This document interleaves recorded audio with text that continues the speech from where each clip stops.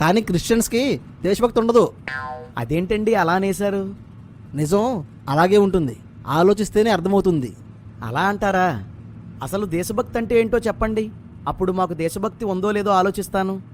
Point number 1, భారతదేశంలో ఇంతమంది దేవుళ్ళు దేవతలుండగా విదేశాల్లో పుట్టిన వాడిని పూజించడం ఈ దేశాన్ని అవమానించినట్లు కాదా? స్ట్రైట్గా సమాధానం చెప్పండి.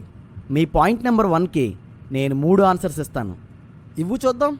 ఆన్సర్ నెంబర్ 1, మనం విదేశాల నుండి సాంకేతిక పరిజ్ఞానం తెస్తున్నాం, విద్య వైద్య విధానాలను తెస్తున్నాం, వాహనాలు తెస్తున్నాం.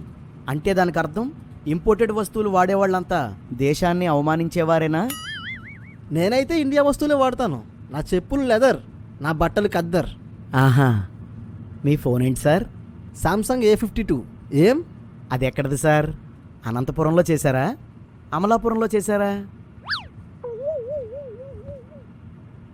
మీరు వాడే యాప్స్ ఎవరు చేశారు? అయితే మీకు కూడా దేశభక్తి లేదన్నమాట. ఆ?